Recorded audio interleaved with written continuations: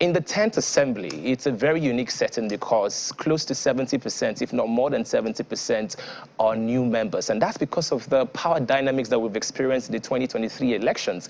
And that sort of worries a lot of people in the sense that the legislative arm of government is it's a part of government that needs quite an experience in lawmaking for it to thrive properly. A lot of members in the legislative arm of government, the Senate and the House of Representatives, did not get a re-election. In fact, I do have the statistics. In the Senate, the ruling All Progressive Congress won 57 seats, while the major opposition party, PDP, garnered about 27 seats. Others include the All Progressive Grand Alliance, which is ABGA, with 1, and the Labour Party grabbed 6. New Nigeria People's Party grabbed 2, and the SDP grabbed 2, while the Young Progressive Party grabbed 1, right? And of these numbers, we have less than 30% that were previous serving members.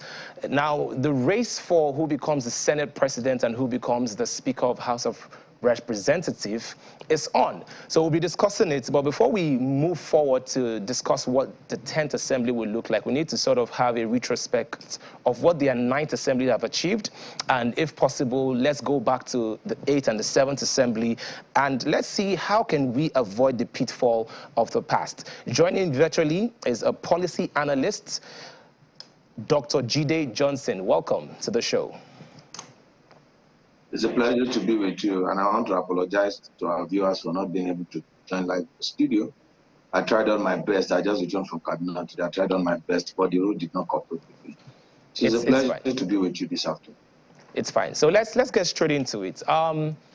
First of all, how would you assess the demography of the 10th Assembly? You know, like I said in my opening monologue, we have a lot of new members in the Assembly. Well, for lawmaking, you require experience, you require continuity, and that's why you see that's the arm of government where there's no term limit. Unlike the executive where you have term limit, because the longer you stay in the legislature, the more experience you are in lawmaking and performing other oversight function that is required of the legislature.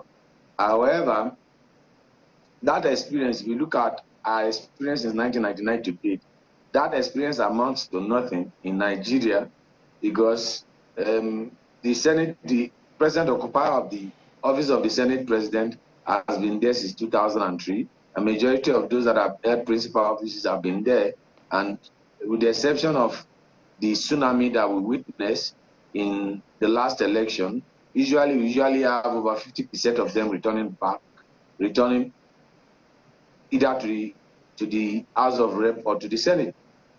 So as far as I'm concerned, I think this should give us a new fresh leaf in the sense that what is usually the concern of elected legislator is who becomes the principal officer. We tend to focus more. The battle seems to be more on who becomes the principal officer of either the Senate or the Speaker of the House of the House of Rep. And you could see that we have not, less than 1 week after the gubernatorial election, we have seen people campaigning for the office of the Senate President as if it's an executive position that is campaigning for that office is even much more important to them than legislating for the people and for good governance in Nigeria. Okay, so let's take it back a little bit because the focus of this conversation is we're trying to see how the 10th Assembly will be much better than the previous assemblies we've had. But for us to move forward, we need to even identify and reassess the 9th Assembly and the previous Assembly. What would you say have been some of the places that they haven't performed so well? Well, in terms of lawmaking, there's no doubt you can't take anything away from the 9th Assembly, the passage of the Electoral Act, the passage of Petroleum Industrial Bill into an act, another laudable act which is in the area of oversight function and checks and balances that I think that the Ninth Assembly has not performed creditably well in terms of checks and balances. The framers of the Constitution and those that design the type of government that we practice ensure that there will be separation of powers, and then there will be checks and balances so that one arm of the government does not become too powerful than other arms of the government. So when you look at the Ninth Assembly, and that's why some have termed or branded the Ninth Assembly to be rubber stamp assembly, because everything that is brought by the executive seems to be rewrote through the House of Rep and the Senate, the House of Rep under the leadership of Bajabi Amila, and the Senate under Senator Lawan, and a lot of people had misgivings concerning that, and that's why they were labeled a rubber stamp. Because for democracy to thrive and for you to have good governance, the legislature must serve as a check, not as a stumbling block, but as a check on the excesses of the executive, must provide a counterbalance effect in such a way that the interests of their constituents are well represented, because in actual sense, they are the true representative of the people, because they are elected on constituent basis. In all of the arms of government, the composition that majority of the members, that the citizen has a hand in it is the legislature. The citizen don't have a hand in the judiciary. The judicial officers are appointed. The citizens don't have a hand in the executive, with the exception of the chief executive officer. Right. Every other members of the executive are appointed by the chief executive officer. So we said in democracy that the legislature is the representative of the people. But how far have they represented the people? That's another question. Okay, so these three arms of government are independent.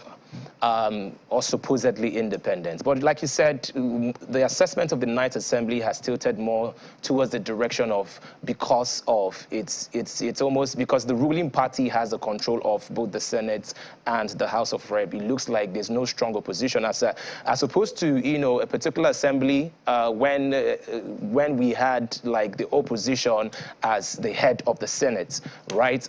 Do you think that party politics is because it looks like everything is hinged on whoever the ruling party decides that, oh, this person is supposed to be Senate president. We need to make sure that we get our own person there so that there's a free flow. So how do you think we can really sort of enforce that check and balance, irrespective of whatever party becomes the Senate president or the Speaker of House of Rep? Well, for the first time, we have a dynamic representation in terms of the configuration of the Senate. You read out the figures. We are having 1, 2, 3, 4, 5, 6, 7 political parties having representation in the Senate now. In the past, it used to be dominated by 2 or 3 parties, but now we have 7. And also, we are also seeing for the first time whereby a party does not have overwhelming majority. We have seen situations in the past whereby almost 2/3 majority, the party that controls the executive seems to have 2/3 majority. However, the reverse is the case now. We could see the spread.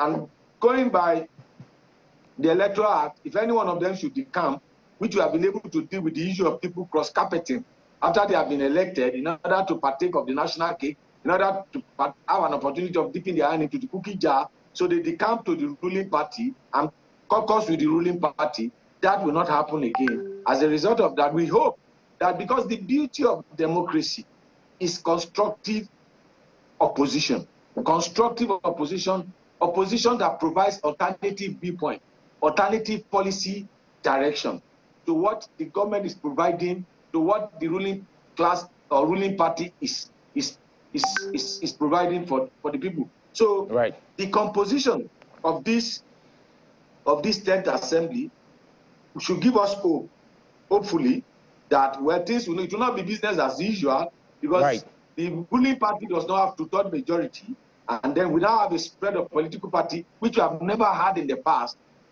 Now. Yeah. Okay, so let's talk about inclusion. In as much as it is not necessarily stated in black and white that the number 3 man has to be from a particular zone in the country. But let's look at the dynamics. The president-elect is from the southwest. The vice president-elect is from the northeast, I believe. So a lot of people are now clamoring that the Senate presidency should be zoned to the southeast or south-south. What are your thoughts on that? Well, I'll tell you, I'm from the southwest. I don't know what the 8-year presidency of Obasanjo, what is done to the southwest, and I didn't know what the 8 years of Oshibajo's vice presidency, what it has done to the southwest, or the 4 years of Gbajabiamila's speakership to Lagos State in general and to Surulere one federal constituency. You see, when people begin to micro-zone offices, it is not for the interest of the people. In what way has Jonathan presidency helped an average German? Or in what way has Buhari's 8-year presidency prevented banditry from happening in Katsina State? Has he taken everybody out of the poverty line? You see, when people want to micro-zone office for themselves to serve their own interest, they begin to say, okay, let's zone it to this side, let's zone it to this side, let's zone it to this side. And I love this classic Michael Jackson song. They don't, look, the political class don't care about you and I. What they care about is about themselves. You know how many times the Senate presidency has gone to the east? In what way has he helped the southeastern cause? You know how many times the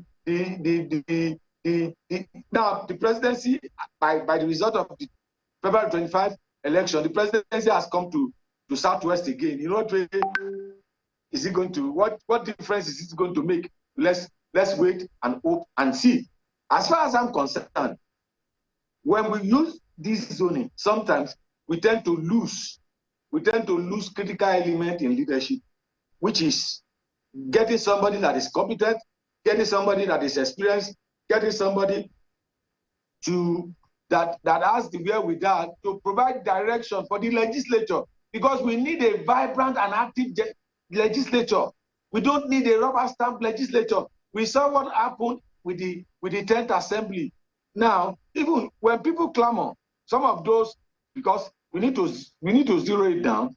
Well, if you ask me that, okay, we need to zero it down. The party that presents the Senate president, except something has happened, is the APC. So who are the elected APC candidates from senator from the southeast? The present chief whip of the Senate is from Abia State. He's a contestant now. He's a senator. The chief whip. What does he used to do for his senatorial district? Okay. Okay, Jide.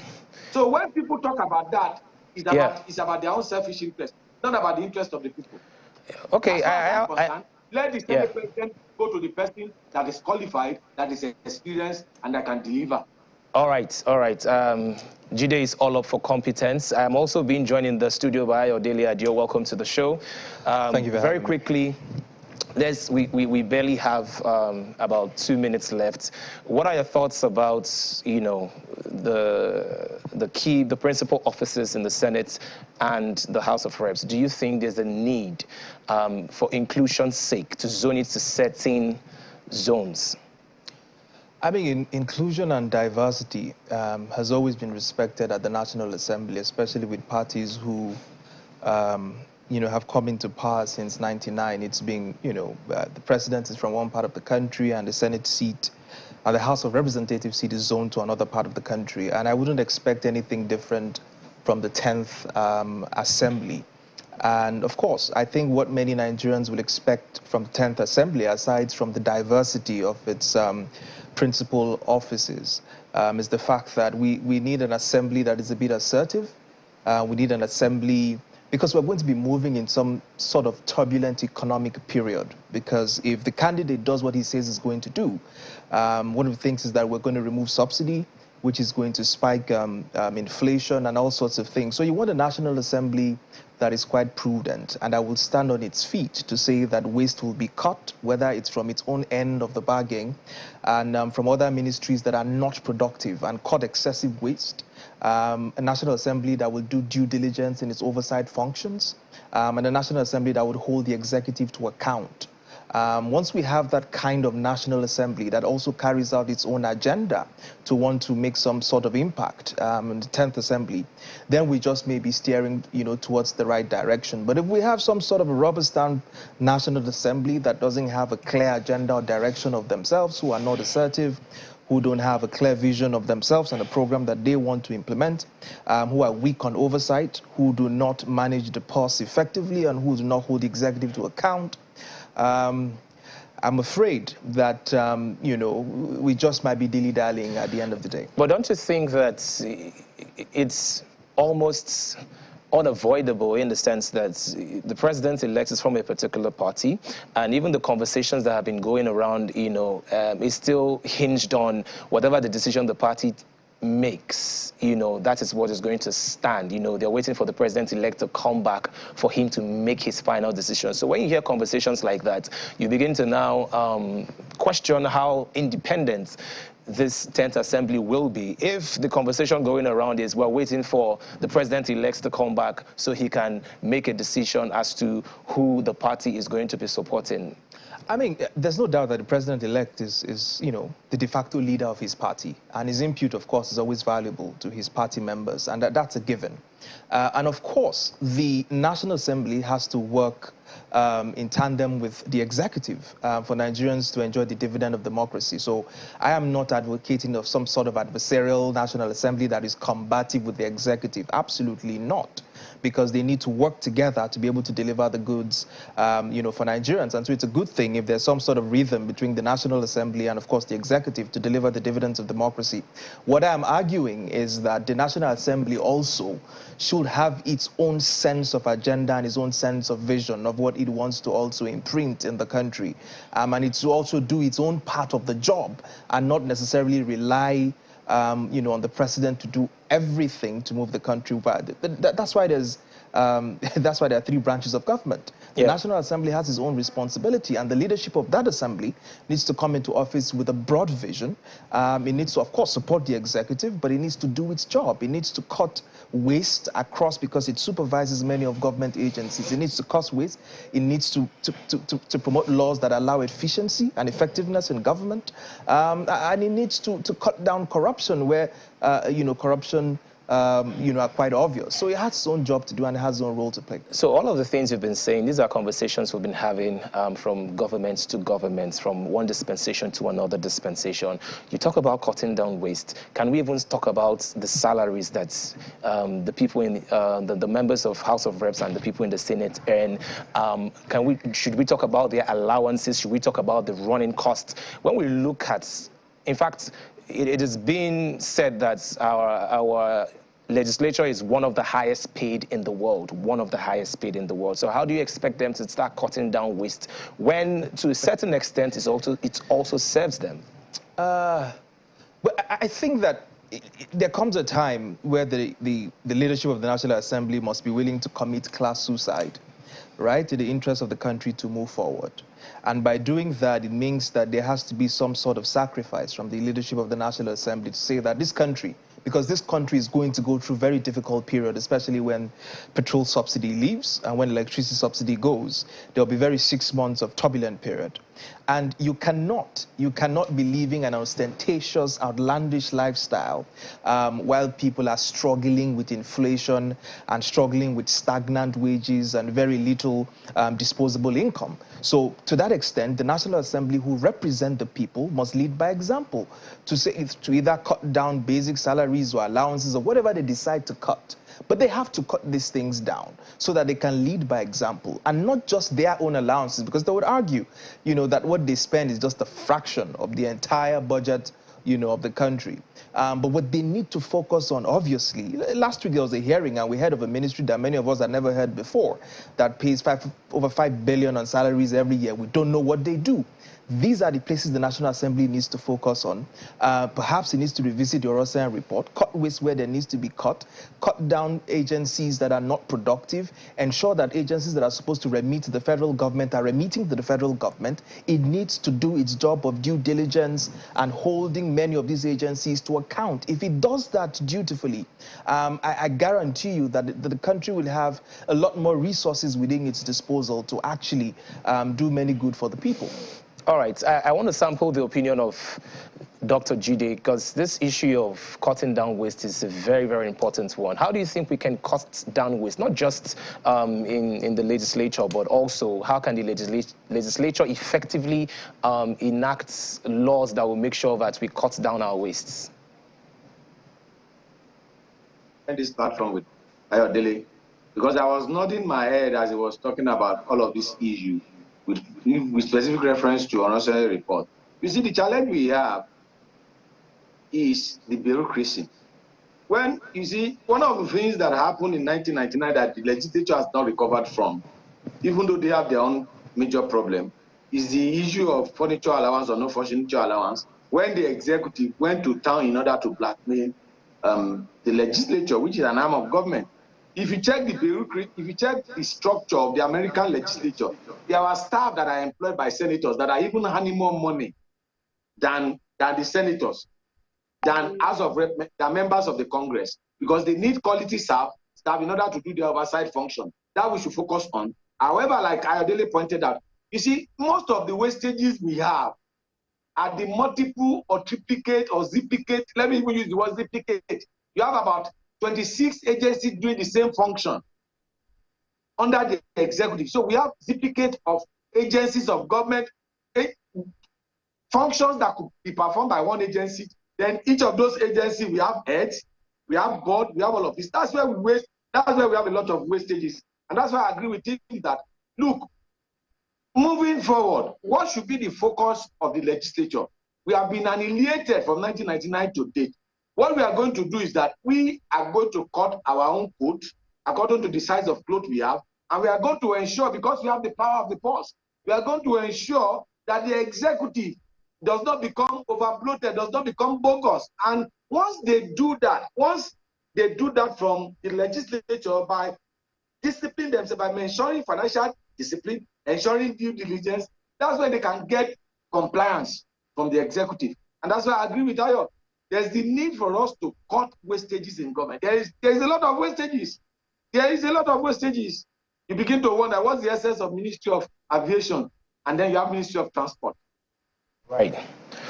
Thank you very much, Dr. Jide. Thank you very much, Ayodele. It's been a very enlightening session. And also, I think it's also very important to note that aside from the fact that the legislature will provide checks and balances to the executive, we, the citizens, we need to be active citizens. We need to talk to all of our representatives. We need to hold them accountable. We need to put pressure on them and say, you know what, this is the direction, this is the area we want you to actually, make sure that you attack.